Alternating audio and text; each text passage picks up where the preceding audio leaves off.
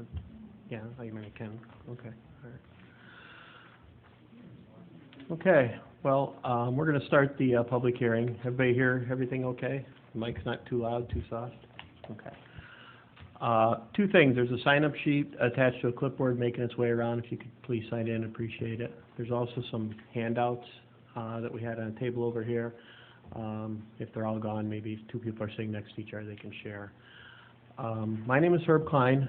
I'm an attorney representing the City of Peru, who's proposing to establish what they're calling the Peru Downtown Tax Increment Financing District.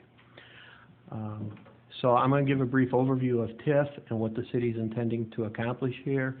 And this is a public hearing, so if anyone's got any comments, certainly make them. I know the city clerk, Dave, is recording the meeting. Several of the aldermen are here as well to hear your comments. If you have questions, we'll try and answer them. Eric Carls, the city engineer, is also here. So if it's questions regarding some of the infrastructure improvements the city might want to make, he can speak to those. So that being said, this is one step in a process. To establish a TIF district in Illinois is typically a 6 to month at minimum process. This one's taking a little longer than some of them because in investigating the areas, particularly when we got out the west end of Peru, there's a number of properties that were not or are not annexed into the city of Peru. And there really is no rhyme or reason. You could have a property that's annexed and the next property over is not annexed and the next property over is annexed. Property has to be annexed to the city if it's going to be included in the TIF prior to the adoption of the TIF. So we're working through that process. We're still working through that process. There is a map attached to this handout. That is a study area map. That's the proposed map right now. I will tell you the map cannot get any larger unless the city wanted to start the process all over, and I don't think there's any interest in that. The map can and will get smaller. First of all, the properties that are shaded on the map, just so you understand it, are not proposed to be included in the TIF, and I can talk about that for various reasons. Other properties, particularly out at the west end, that are shown as being in the study area are not going to be included in the TIF because some of those properties are not going to annex. For instance, the property south of Route 6 at the far west end, City of Peru corporate limits, is not expected to annex. So the map will get smaller. It won't get larger. So backing up, and some people are more familiar with it than others, but I always found in doing a lot of these it's good to give a brief overview of what tax increment financing is because there's a lot of misunderstandings about it. If you read on the internet, there's a lot of differing things written about TIF. What you need to recognize is 49 states have some form of TIF in place, so every state operates a little differently, the laws differently. I've had these, for instance, where somebody says, no, it's really ABC, not DEF, and once we talked some more, I found out they had a whole stack of papers in front of them. They were reading about Nebraska's, I think it was, TIF Act. So it can vary state to state. In Illinois, there's approximately 1,300 TIF districts in place in 96 counties. It's a often used tool by municipalities. They're the only ones without special legislation that can establish a TIF district, a city, a town, or a village. I would contend it's used widely because it's successful. It's one of the few economic development tools available at the local level.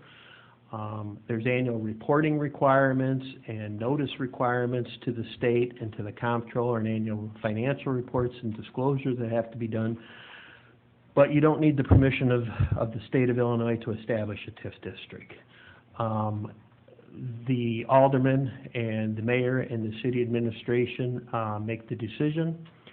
They establish the TIF, and they make the decisions going forward as to how that TIF money is spent. So it's locally controlled, which is nice.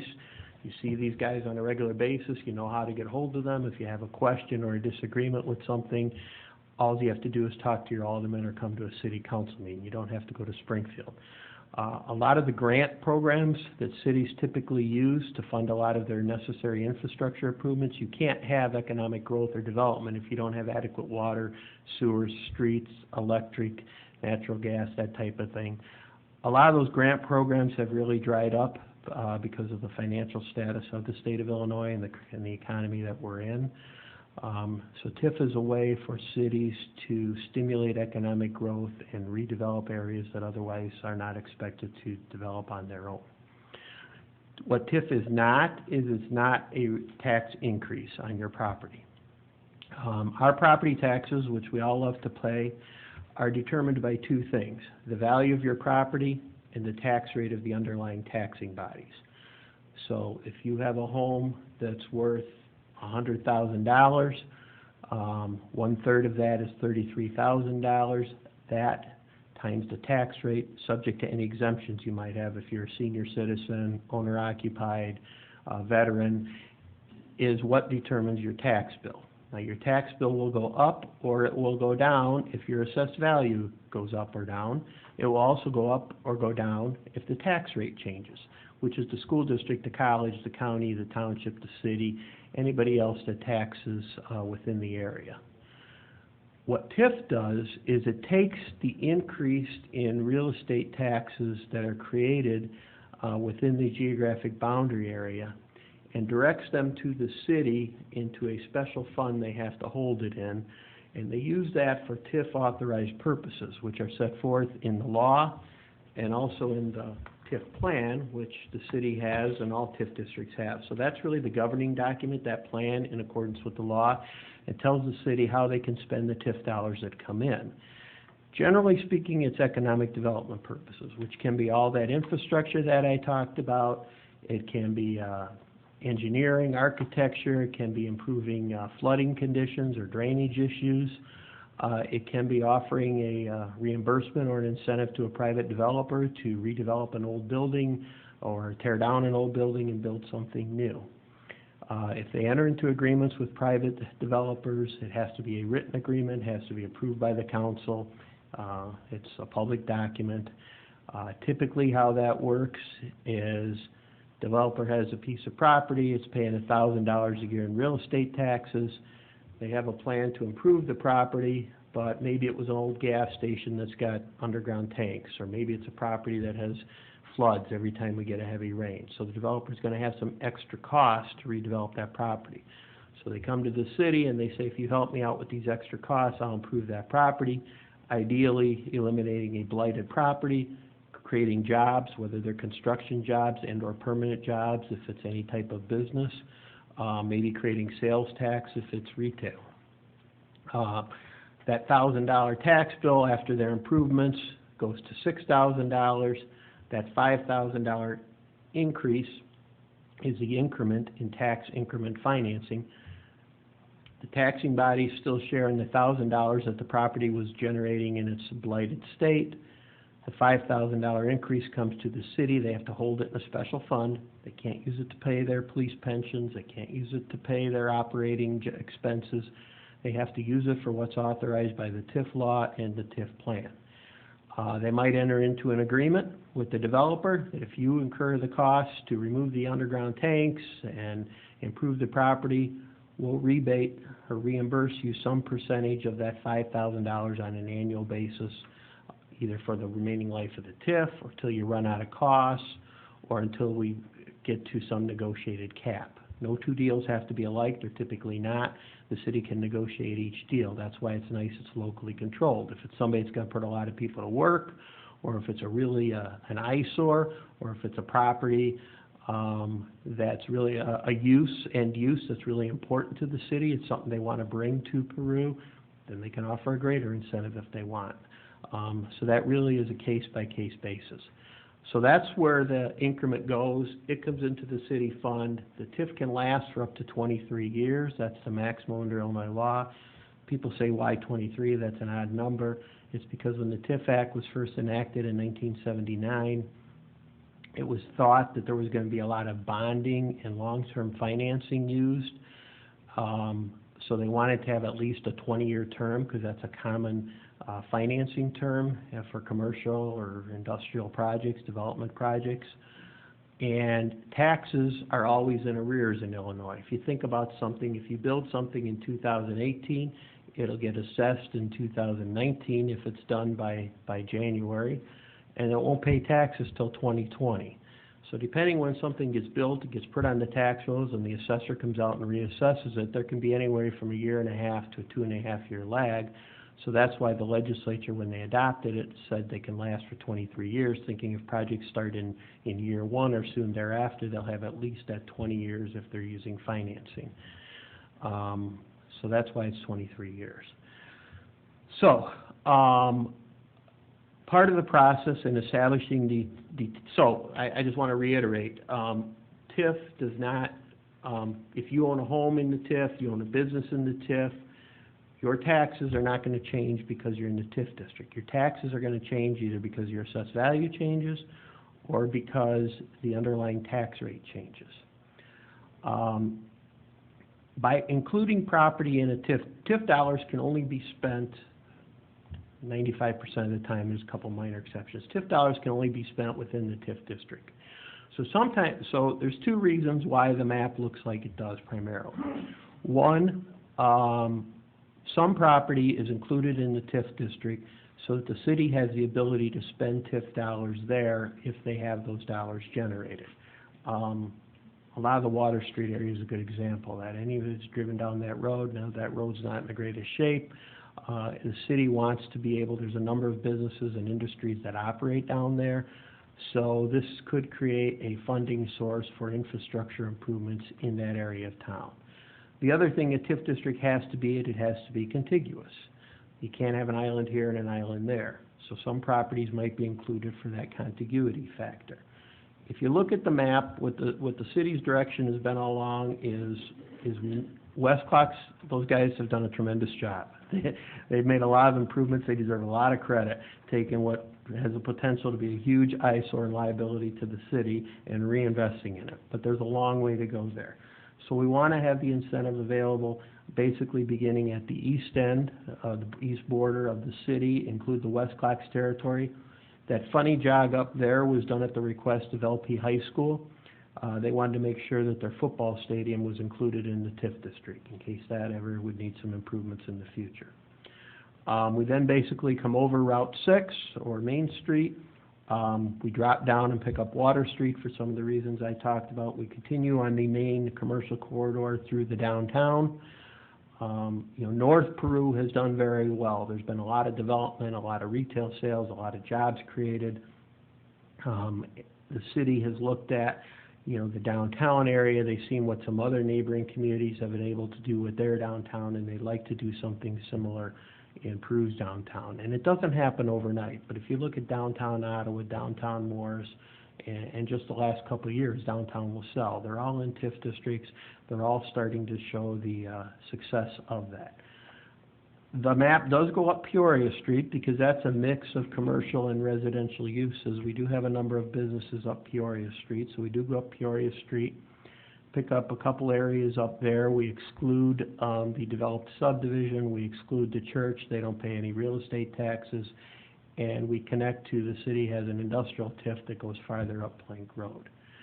But if you go back out on the west end of Peru, you're going out on Route 6. There's a couple areas. The large one at the bottom along the railroad tracks is not is not being included in the TIF. It is annexed, but they recently made their improvements to their property, so there's no reason to include that in the TIF. The taxing bodies wouldn't appreciate that, so we exclude that. There's a couple other areas in there which are either homes, residential homes, or church property. Also, there's another church out that way that we've excluded on the study area.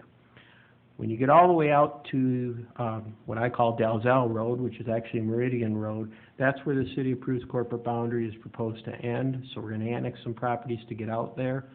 As I mentioned earlier, the property south of there, a lot of that is not, or none of that I don't think is going to annex. But the corner of Dalzell Road and Route 6 is certainly a prime commercial area, so that's going to annex.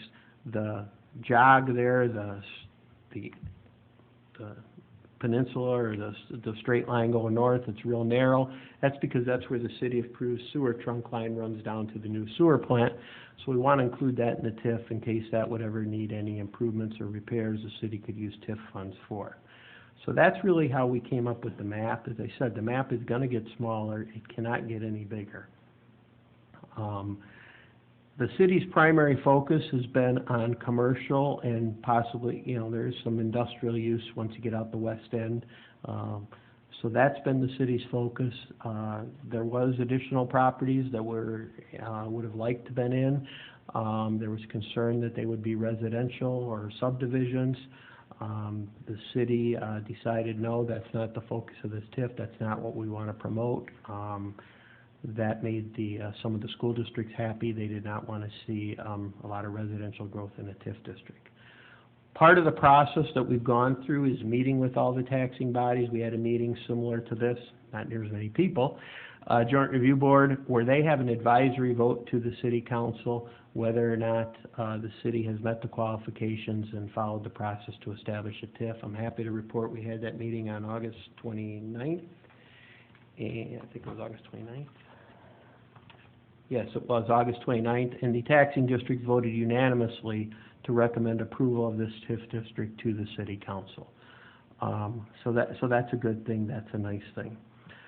Other than that, I mean, those are kind of the things I wanted to cover. Wanted to explain TIF, wanted to explain how we came up with the map. I will tell you this is also a rather large TIF in that it's very narrow, but it's a lot of small parcels. That's another reason it's taken. When you're establishing a TIF, you have to look at each property by its tax identification number, its parcel number. Every parcel in the county sliver of land has a tax ID number, parcel number. So you have to evaluate each parcel and find that the majority of them qualify for inclusion in the TIF Act. When you get in a downtown area, there's a lot of little narrow parcels because those lots were all platted over 100 years ago. So there's a total of 948 parcels in the study area. As I said, the TIF is going to be smaller, probably going to be around 900, but there were 948 parcels that were studied. 838 of them were found to qualify, which is over 88%, which is a good number. So we're pleased with that.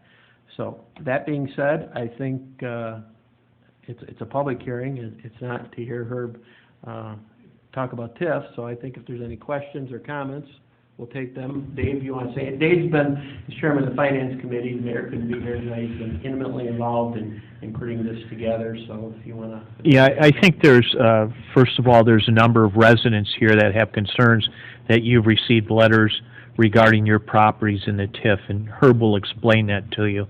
Another point is the city, by no intention or by any plans, has anything to do with residential property within the TIF. So there's be no residential development, no residents will be getting TIF dollars or anything of that nature. We wanted to make that a fact and let that be known. The other thing is if you look at your tax bill, less than 4% of your taxes go actually to the city of Peru.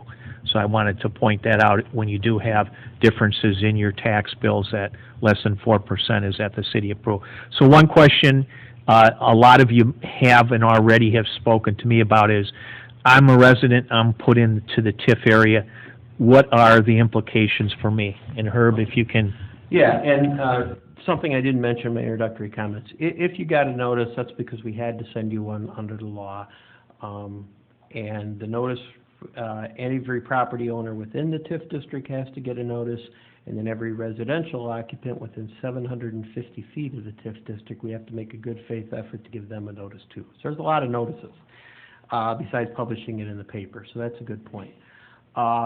Dave's comment on residential, I mentioned that, I'll expand on that a little bit. When the city talked with the other taxing bodies, because the city wants us to be focus on commercial development and some industrial development, the city agreed that any single-family residences that might have an increase in their EAV because somebody remodeled their house, built an addition onto their house, the city's going to give that tax increment back to the taxing bodies, because that's not the purpose here, is to capture that money. The purpose here is to use the commercial and industrial money for TIF purposes.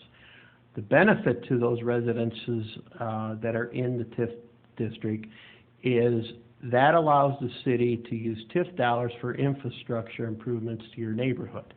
if your sidewalk is bad, if your water or sewer is bad, if you're still part of having the, part of town where storm sewers has not been separated yet, if the road needs improvement, this is just an additional source of funding the TIF can use. So some residential areas, we included for that purpose, and also, like I said, we have to have a contiguous TIF. And maybe Eric can talk just briefly about, because I know that's been an ongoing expense in Peru, and you're under EPA mandates, I think, to separate the storm sewers. And we have, everyone saw all the construction was going on, think it's all done. It's not done, right, Eric? That's right. We're currently under an EPA mandate, IEPA mandate for sanitary and stormwater separation within the city of Peru. Unfortunately for the city of Peru, we're one of the municipalities that has the largest footprint of combined sewer.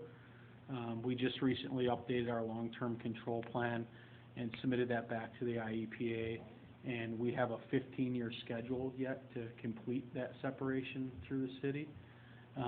We have been expending anywhere from about $1.5 million to $2 million a year on that program. And as part of that program, we come in and we're not only separating the sewer, we're also replacing all of the water main, reconstructing the roadways, repairing some drive approaches, curb and gutter, and sidewalks. So they're pretty large projects on an annual basis. You see them moving throughout town. We work our way, basically, we have different areas of sewer separation we refer to. We have 7 in total, and we work from the south end, from the river, the outfalls north.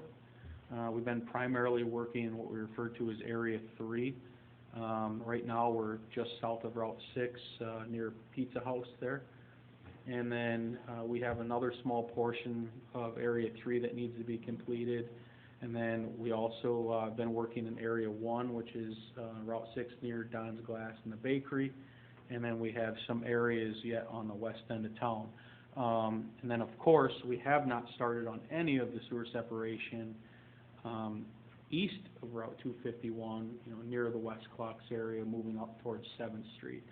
So some of that area, sewer separation, is captured within this TIF, as Attorney Klein had indicated, and that was one of our items within the TIF report, that obviously that's a location that we need monies to expend for these improvements because they are mandated by the EPA. So we don't have a choice in doing them, we have to do them. So it's a funding source for us. Okay, with that, if there's any questions or comments, and the only thing I would ask is that you state your name. As I said, Dave is recording it so that we know, and that we talk one at a time, obviously. If we could please come up to the podium.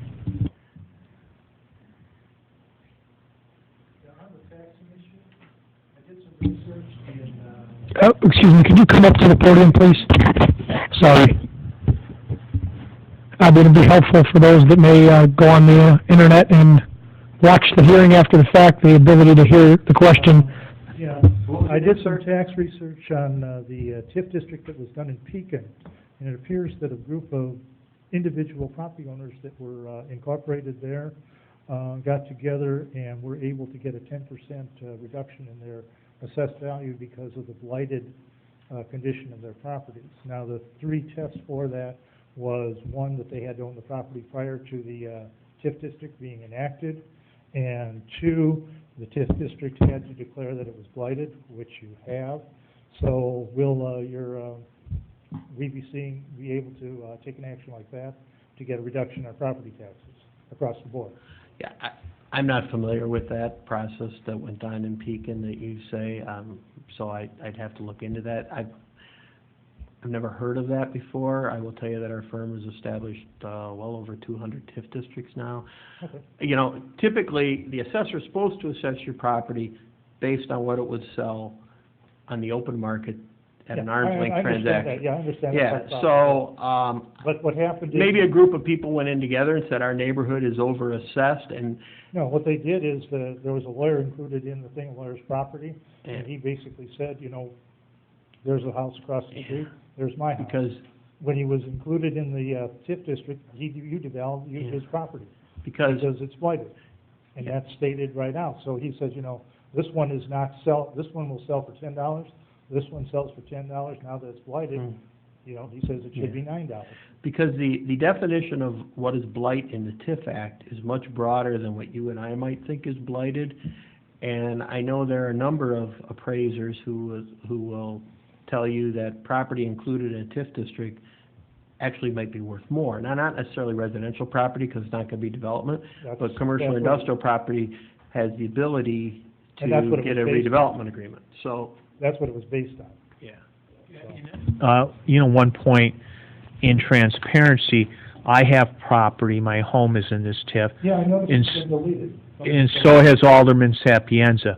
We've been excluded from that because I don't want any questions regarding myself as far as I noticed the YMCA is also excluded. excluded, correct. Why Yeah. is that? Doesn't pay real estate taxes. We don't pay Neither real, does St. John's Church, which is included. Neither does St. Joseph's Church, which is included. Neither does St. Mary's Church, which is included. And the hospital is included. Right. And So, and why aren't they excluded? well, whether or not the hospital will have to pay real estate taxes in the future is a question before the Illinois Supreme Court right now. But that's not. But some of those, relevant to all those that. churches that you mentioned are right along public streets. So there might be need to do improvements in that area. The YMCA is off on private drive. It's a larger footprint than St. Mary's Church, for instance. Let's look at St. John's Church at the top of Peoria Street here. It looks like you purposely went around that. You could have gone straight up. I mean, there's a lot of inconsistencies on this map that are suspicious, and I'm suspicious because I've lived in Peru for a while, and I'm assuming a lot of these other people are very suspicious of some of the stuff that's gone on in Peru in the last 10 years.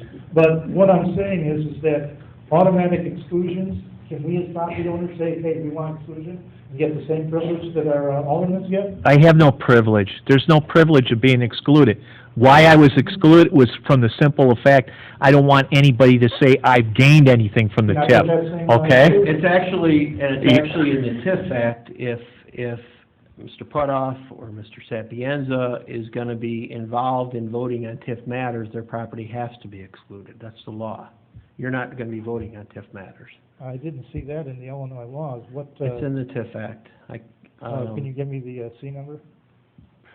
I Property, don't have it with me, but if you give me your information, I can Okay. email you the link. but if your property is excluded, it has no basis. You're a residential owner. So you have nothing to gain and nothing to lose from a tax standpoint, okay? No, but, you know, I'm just, So- that it's. Well, I'm just saying that it's suspicious by, you know, I've got one map here where your property's on it, one map where I it can isn't. explain that. Okay? We did a study area. There are 948 parcels that have to be studied. I don't know what parcel number is owned by Dave Putoff or Mike Sapienza. So once we do the study, we then have to run a check through the county's system to determine where any elected officials own property, and then we came back with a revised map excluding Mr. Sapienza's and Mr. Putoff's. But the thing is that I'm looking at that there should be 4 exclusions then, because we have 2 representatives from. Their alderman's choice is either exclude their property from the TIF Act, and then they continue to participate in the matter, or if they want to keep their property in, they have to recuse themselves from any TIF matters. If you're referring to Alderman Payton's property on Peoria Street, which is commercial property, he's chosen to keep that in the TIF district, so he's not here tonight, and he's not going to be participating in TIF matters Okay. for this TIF. Well, why do I have 2 maps here with different things? with the Because same as I date? said, we had a preliminary study map, and once... Excuse me, both maps have the same date, the same code on them. I'm an engineer. That should have been updated or changed in your revisions. That's, I can explain that, and it's actually very simple. I had a map on my desk prior to Herb's getting here, so I made a copy of that map. As Attorney Klein had explained, this is, So what is the current map? The one I have Just wanna- is revised June 28th. this Both one, maps, this one right here. okay, both maps say revised. The one I have is an original date of 4/18, then it shows it was revised June 28th. Yeah, I got 2 maps here, The one in your Yeah. right hand... but they both have the same date and they both have the same revision. Yeah, I didn't make the maps. Chamlinette made the maps. I can ask them why they forgot to change the date. Yeah. If they did in fact forget to change it, I don't know. But I I'm can tell just you saying, that... the story keeps evolving as we go The along. story's not evolving. You're looking for something that isn't there. We're being totally transparent. I want you to Yeah, I've make heard what this you story do. before from this council. Not from me, you haven't. Nor from me. Any other questions or comments? I want to make one more comment on that. If you look, my property is the one down on State Street. There is a revision to the map, and that was the one that included my property. The first map did not have my property included, and I made that clear because they had just brought the first one out. If for some reason we use the first one that we put out and not look for corrections and not look for anything that is correct, that would be foolish. So as this process continues, there will be revisions, corrections. We're not going to be foolish and say the first one is the last one. That would be a foolish move. There's also... Are we going to be able to review that at a future meeting when these changes are finalized? Well, two things. One, I don't know how far we're gonna get tonight in the public hearing, but two, as I mentioned, there are some properties, just today I got answers on a couple that are not gonna annex, so the map is gonna change. So my expectation is that when we're wrapping up tonight, that we will continue this public hearing for a couple weeks out and have a more revised map. But ultimately, it's up to the council to vote on the map. As I said, the map can get smaller, it can't get any bigger. I'm looking for small. Okay. Other questions or comments?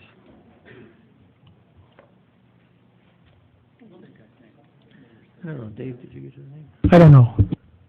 Okay, I understand the Contiguity.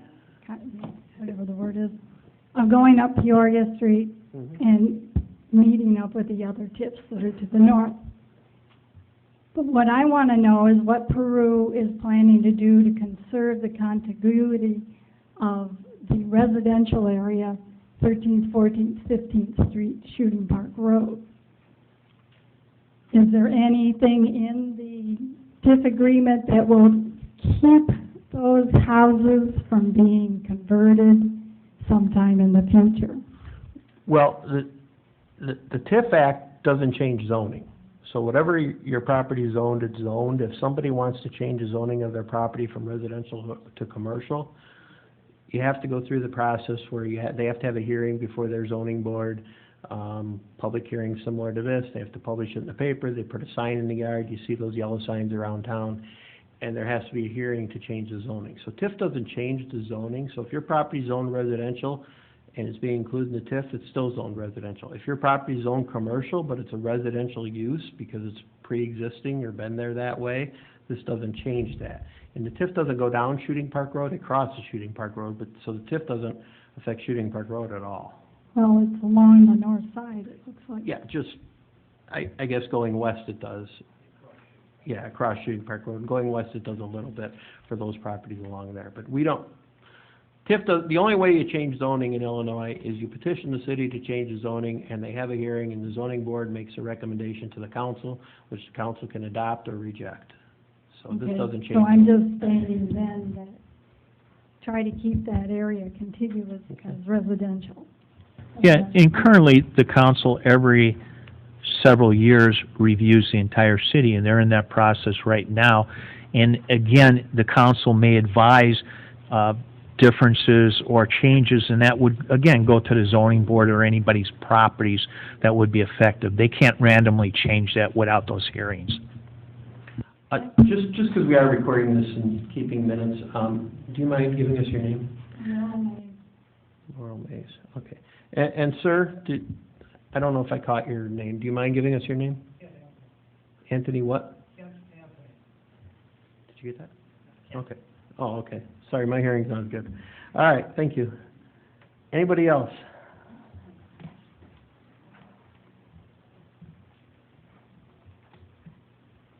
I'm Nancy Rager, and I live on 1920 Peoria Street, which is on the corner, right by Shooting Park Road. I just want to know what you're going to do, what your plans are in the future for Peoria. you know, again, if somebody wanted to buy your property and turn it into commercial property, they'd have to come in and get approval from the city, and there's gonna be all kinds of things they're gonna look at as far as parking, is it compatible with existing uses, or the other, you know, you have residential on both sides here, or how do they feel about it? This doesn't change any of that. I don't know of any long-term plans to change Peoria one way or the other. There are a number of businesses there, so this Right. makes the incentive available, but I don't know if Dave or Mike or Jim has any. What I'm saying is, I it's don't really make those busy on decisions. Victoria Street, so I was just wondering if they were gonna make any, left-hand turns or that kind of thing. I don't think anything's Well, counted. there's Eric, you can comment on the extension. No, right now at this time, we don't have any, long-term plans for the intersection there at Peoria. As you know, we spent about $4.5 million over 2 seasons improving Peoria Street from Route 6 to Shooting Park Road, so those infrastructure improvements are complete. North of there, though, which the project is already let and construction has begun on a new water main transmission line, main line going to the water plant. There is some work that's done in the intersection currently, and that work is being done outside of this TIF agreement. Okay. And then in the future, we may plan for some roadway improvements north of Shooting Park, but as it stands today, we don't have any long-term plans for the intersection at Okay, Shooting so Park. it wouldn't get any bigger then for a while? At this point, no. The traffic volumes that are generated there, while they're large, they don't necessarily indicate that we need to add any type of turn lanes at this Okay. point. I have some yellow flags on the corner. Now, And- is that what And that's you're- in conjunction with the water main project that's going on. Yeah, that's correct. They're utility locate flags. So what, if you decide to do that in the future, when would we know something like that? Anytime that we make a major change to any roadways where we're maybe reconstructing and widening an intersection, of course, there may be some property acquisition associated with that where we would reach out to the landowners, the adjacent landowners, and then we'd also hold a public hearing on any major improvements or realignments, so. Okay.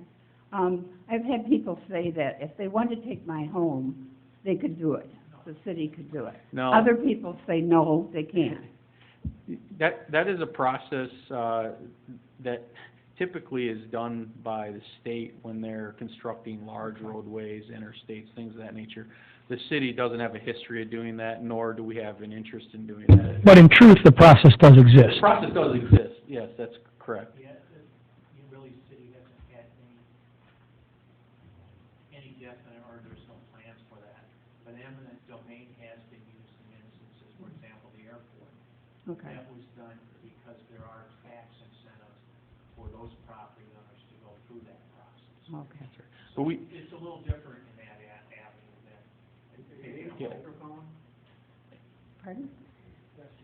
and at this point, to answer your question, though, we don't have any long-term plans in our capital improvement program At that, all that, on that Peoria? indicate that we would need to go through any of those Okay. processes. I mean, We do have some improvement plans at the water main, as I indicated. right, and you did it up potentially- where we are Yep, and then already. potentially on the north side of Peoria Street, we may do something similar like we did on the south side, Mhm. but the footprint is not getting larger. Okay. Thank you. Herb, you, I don't know if I missed this early on, but you had mentioned earlier about 300 or 3,000 feet one way or the other for an area, for instance, Peoria Street. Oh. You know, we can't make that skinnier, can we? Yeah, the TIF Act is silent on how wide you need for contiguity, but there's a number of courts in Illinois that have said for annexation purposes, you need at least 300 feet of contiguity. So we follow that, so the corridor has to be at least 300 feet. What you want to do is you want to include the street, the sidewalks, the city water mains, the sewer lines in case you need to tear them up and do any work on them. And then, you know, and that's why Peoria Street goes up as narrow as it can be. TIF, in most instances, I think is just picking up the house or business facing the street because they're along the street, and the ones that are businesses might need some type of TIF assistance in the future. But that's why we didn't pick up the house behind the house facing the street. But if you'll notice, most of the areas include the street. It ends it'll end at the edge of a street, and that's Right, 300 feet purposeful to do that. Why don't we just restrict it to commercial zoning in Peru, like on Fourth Street? Well, It's only for commercial anyway. well, and that's why the city has said that they're going to return any increment generated by the single-family residential's homes, because it is, the focus is commercial and/or industrial.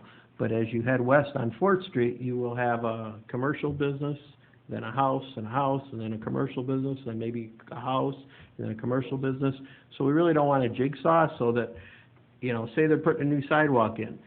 They do in front of Caldwell Baker, then they use TIF dollars. Now we gotta switch to a different fund and do the next section, and then we get to the next business, and now we can use TIF dollars again. That would be kind of an administrative nightmare. But I'm looking at the map of Peru and Fourth Street, and either side of it, whether it's a house or not, are already zoned commercial. So that argument doesn't hold up. Well, sure it is, that's why they're included in the TIF district. No, but I'm just saying, the commercial zone runs linearly down Fourth Street. You don't have a jigsaw. So just let's curtail the, Well, and- zone to a commercial zone that already exists and be done with it. And leave us residential people alone. Going through Fourth Street is a pretty narrow corridor. I mean, it's, So is the junction between the, new, Dollar General up there. and- Dollar General is excluded from the TIF. That's that exclusion because it's a brand-new building. Okay, and then look at the gap there. That narrow is, the minimum that you can do, obviously. So why don't we narrow up Fourth Street so it's just the commercial areas and be done with it? And leave us homeowners out of it. You're doing it by address anyway. Well, again, there's no negative if you're a homeowner to be included in the TIF district. There's only a positive if the city had a need to fix the infrastructure. So I guess I'll take your comment, and, you know, the city can consider it. A little comment on that.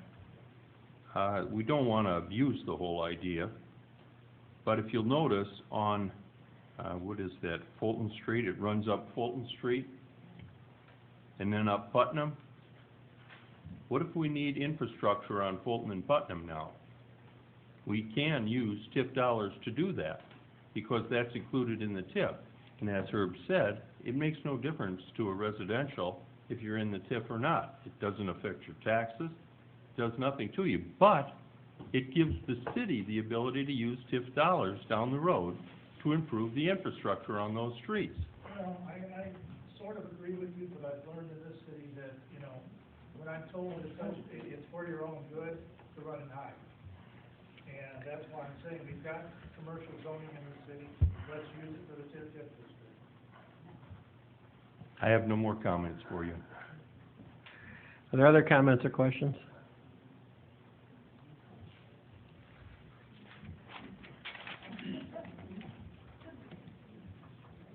My name's Ron Hint, and I live on the north end of Peoria.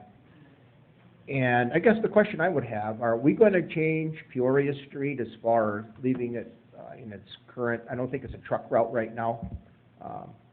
I do see a few trucks go by, but a couple of years ago when we moved here, we were told that that was not a truck route. North Peoria or Peoria? Peoria. That's Okay, correct. Eric? It is not a truck route, nor is Plank Road south of Interstate 80.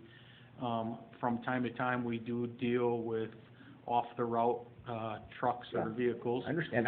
My question is, are you going to be changing that into a truck route? No, at this time, there is no reason for us to change that delineation, so. Okay. They have ticketed many, many trucks. Yes. I'm just About asking it. because especially in the morning hours, if you're up sometimes 5 to 6 o'clock in the morning, there is a steady flow of truck traffic, more than just pickups with trailers. Yeah, we feel your pain on that. We do deal with them quite a bit down Shooting Park Road to the west and down Church Street, coming south on Church Street. There is a truck route south of Route 6 on Church Street. And I just think it's the GPS units and some of these trucks that take them off the route, but our officers do a really good job of tracking these guys down. Especially, you know, we encourage the citizens to notify us when this is happening. One other item with that is if it is delivery trucks, say, a Dollar General, Oh, they are allowed understood their that, understood shortest that, route. but I'm just saying, just But- trucks in general. Yeah, trucks in And I general, just we might- certainly are trying to mitigate those problems as best that we can. And my question remains, do you have any intentions on changing Peoria Street into a truck route? We do not at this time, no. Okay.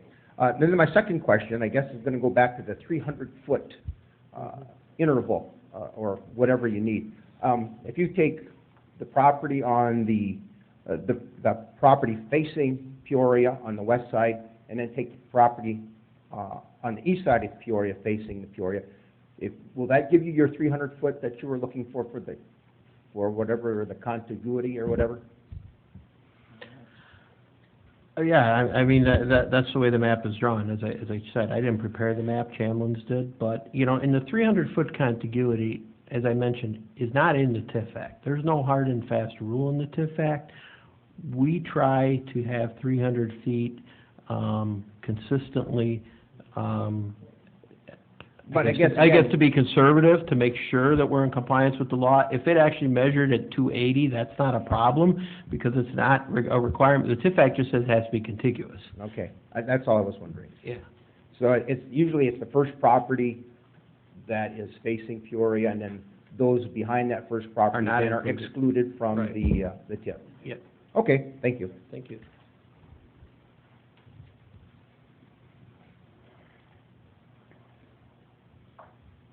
My name's Frank Taylor. I own the commercial property on Terminal Road and Route 6. Mm-hmm. Currently, I'm not in the city of Peru. Mm-hmm. I'm still in LaSalle County. And I know a lot of the businesses down in that area, and I don't think any of them are in the city of Peru at this particular time.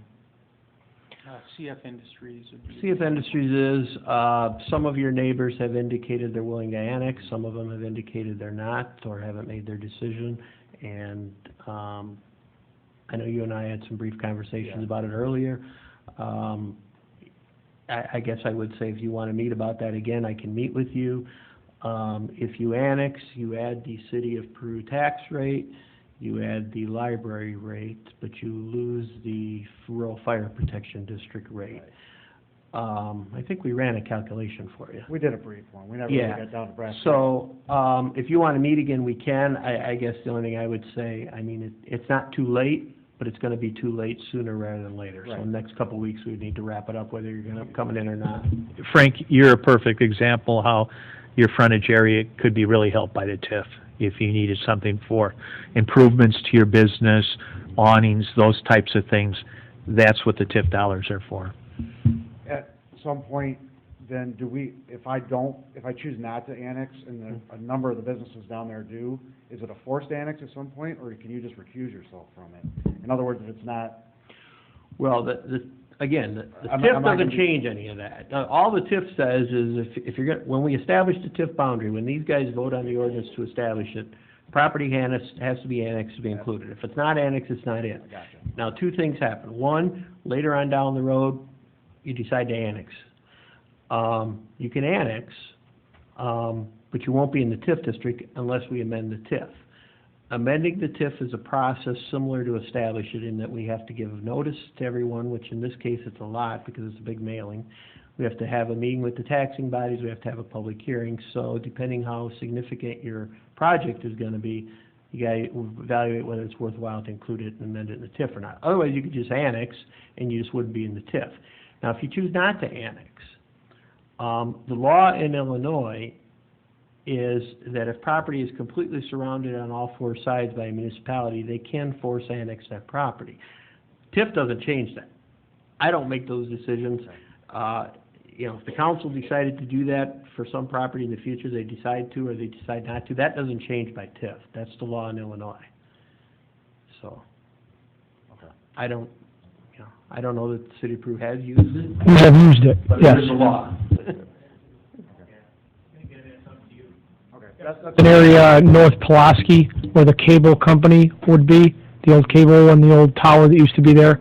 That's long time, a little township strip and completely surrounded by the city, and recently that was forced annex. Part of, there's people down there coming to me asking me what's gonna happen if they're gonna put sewer in. I'm like, I mean, I'm definitely not the guy to ask that question, or to- no, but it's important to note that the city has used that authority, and if you are surrounded, they could choose to annex you, and To answer the question on the infrastructure, it would be in our intent, and we do have identified, future capital improvement plans to extend water and sewer to those areas on the west end of town. So if they were included in the TIF dollars would be used for those types of projects. Yep. Thank you. All right, let me know if you want to get together and talk some more.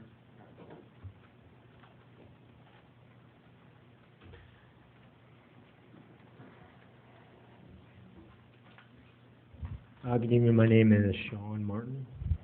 A couple questions that I have for you guys on this is, I guess the biggest thing that I want to see is an outline or like your main goals on what this is. I know I heard West Clocks, the west side for industrialized, and the football stadium of the high school.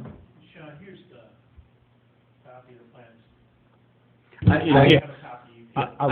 And I can't speak for the high school as far as what, if any, plans they have for the football stadium. I know when the city was putting the map together, the school asked that the stadium be included in the TIF district. So whether or not they have plans or what they're going to do there, you'd really have to ask the school. well, and the local correlation there is the facility out on North Airport Road, the tennis courts and the track and field. That's a cooperative public thing with LP, and there's TIF dollars in LaSalle that partially fund that. So LP has a partnership with the city of LaSalle, so I'm guessing that's their thinking with that facility, is if they needed improvements, they might be able to partner with Peru. But that still has to go through with the Peru, city council. So you just can't randomly do that.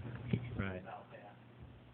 I guess the way that when I first read about this, to me, when I see TIF districts, I see the chance to improve the economic status of that side of the city or the district itself.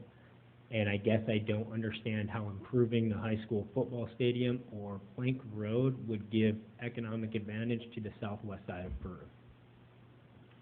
Many of us tend to agree with some aspect of that. Plank Road, there's probably a lot of improvements that you can make along Plank Road. Yeah, I'm just not sure how that would benefit us on the southwest side of Peru. In addition, Herb, would you like to speak to the reason for Plank Road and the adjacency of the TIFs and how that benefit between TIF dollars works? Yeah. Because there is a purpose to that, and Attorney Plank can. Obviously, there are some long-term goals of the city to extend Midtown Road all the way through to connect to Plank Road. As you get farther north on Plank Road or midway up Plank Road, there is some significant commercial developments in the city of Peru. Most of that area is in with the Peru Industrial Park TIF, which was set up like 2006, 2005.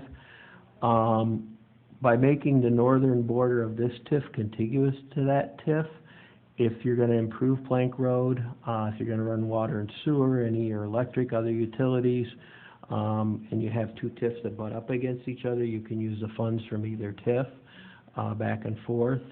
So that's part of the reason this TIF is stopping it, is to connect to that other TIF.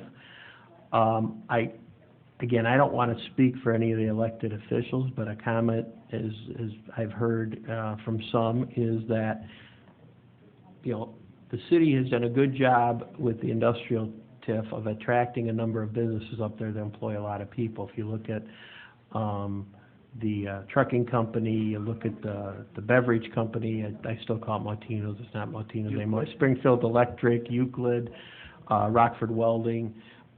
There's a number of nice Speedway, a number of nice projects up there, and the city expended a lot of money to fix the drainage of that area. If you remember, May Road used to always be a puddle or a pond after a lot of rain.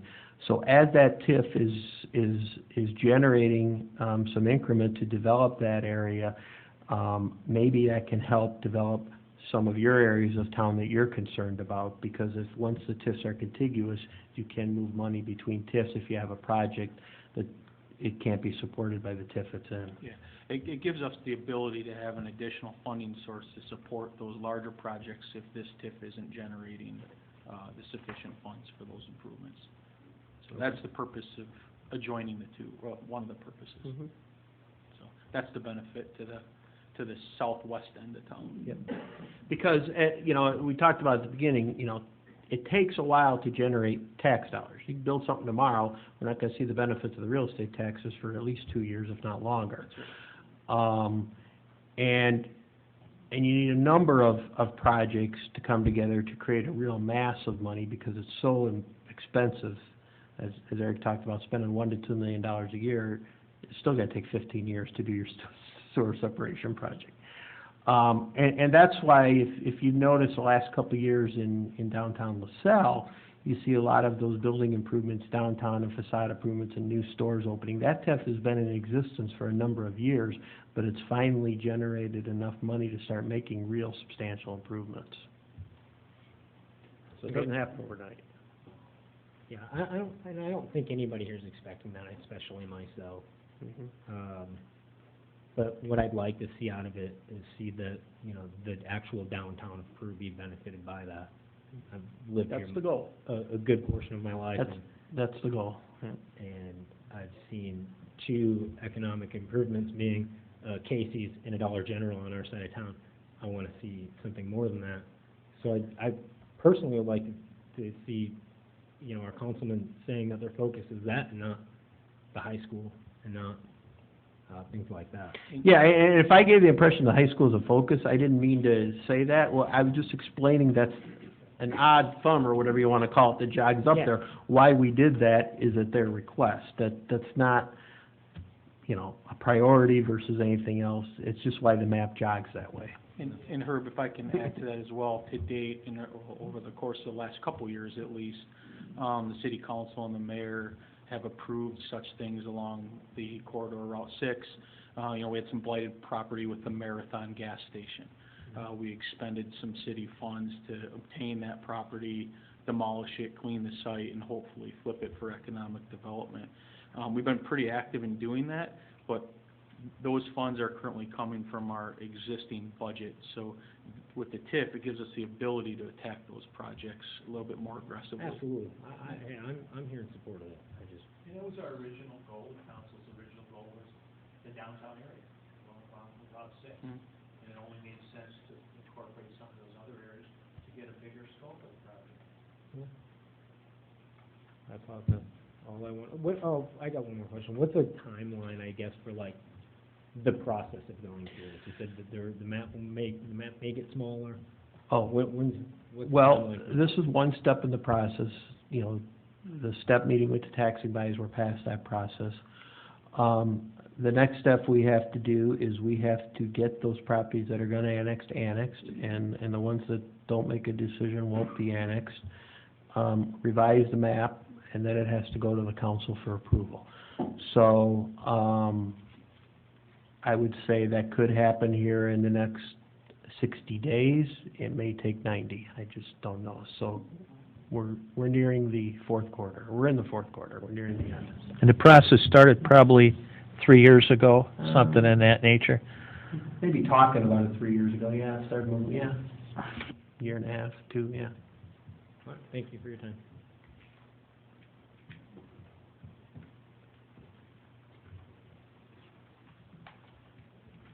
Hi, Michelle Bailey. I live on 14th Street in Peru.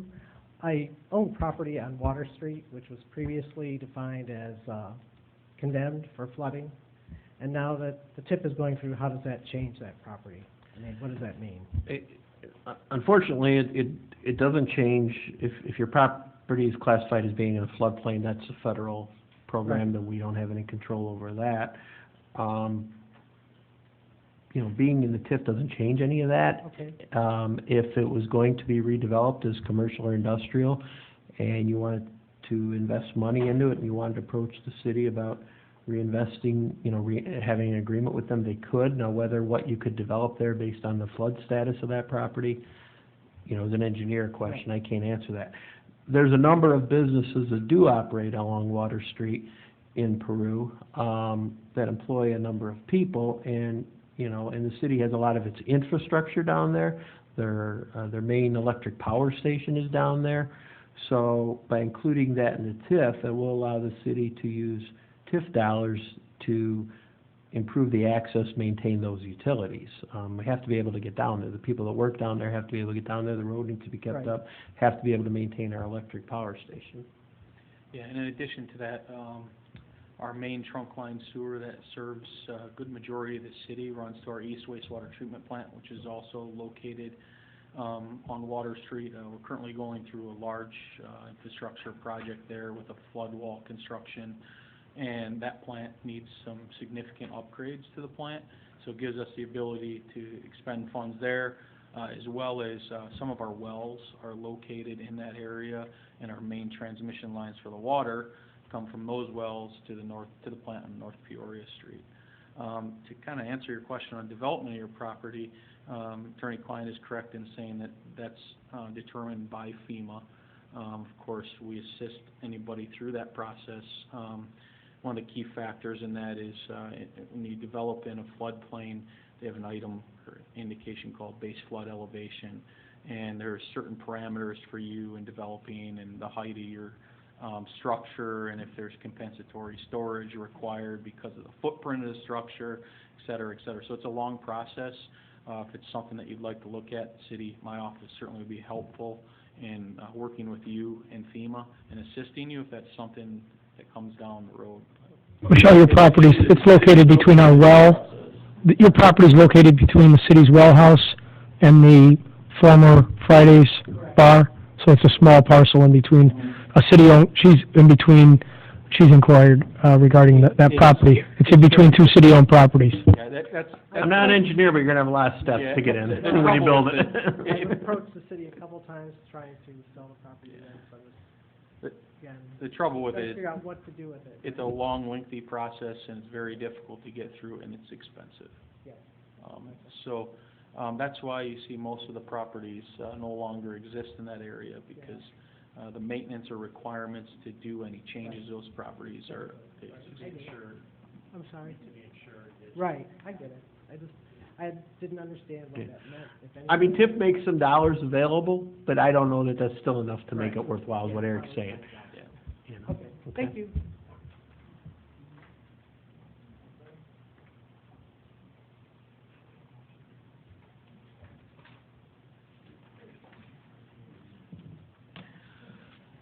Anybody else?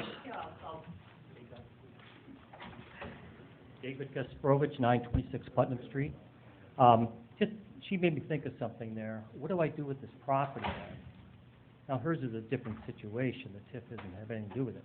But if I'm a residential owner, and just say I wanted to go ahead and sell my house, would a real estate person tell me, you know, this isn't a TIF district? Is that a negative or a positive, or should it have any bearing on the sale of that house? I don't think it should have any bearing. I think if you were looking to sell your property for commercial use, it would have a positive on the value. If you're looking to sell your house to continue to use it as a single-family residence, it shouldn't have any bearing. I agree. Okay, thank you. Anyone else? My suggestion, since we've had a number of questions about the map, and as I mentioned at a couple conversations today with a couple different property owners, it's rather than close the hearing, maybe we continue the hearing for a couple weeks, give us a chance to come back and have, if people come, they come. If they have more questions, if they don't, that's fine. If they have more follow-up questions on the map. So, That's a good idea. I'll pick a hearing date. Barclay, could we have this room, do you think, on a Wednesday, October 17th at 6, was the date I had looked at? That gives us... October 27th? October 17th. 17th. I'll verify that there's not We can do the community room. I'll verify that there's not a zoning hearing on that date. Or if so, we'd use a community room. Because I'd really like to announce it tonight, that way we don't have to republish. Fair enough, then we'll do October 17th, one way or the other. Okay, so we're gonna reconvene the public, we're gonna continue the public hearing to October 17th at 6 p.m. here at Peru City Hall. We'll post that, obviously, but we don't, since we're announcing it at this meeting, there'll be no new publication of it. So October 17th, 6 o'clock at Peru City Hall. If anyone has any further questions, hopefully we'll have a refined map by then and address any final concerns that the public might have, okay? All right, well, And again, ask your council people, I mean, if you have any particular questions you want to bring to me, please ask us. I think everybody knows where you can get a hold of me or whoever else, so tell you. okay, so we'll be back here on the 17th at 6 if anyone cares to come. If not, that's fine as well. So thank you all for coming tonight. See you until then.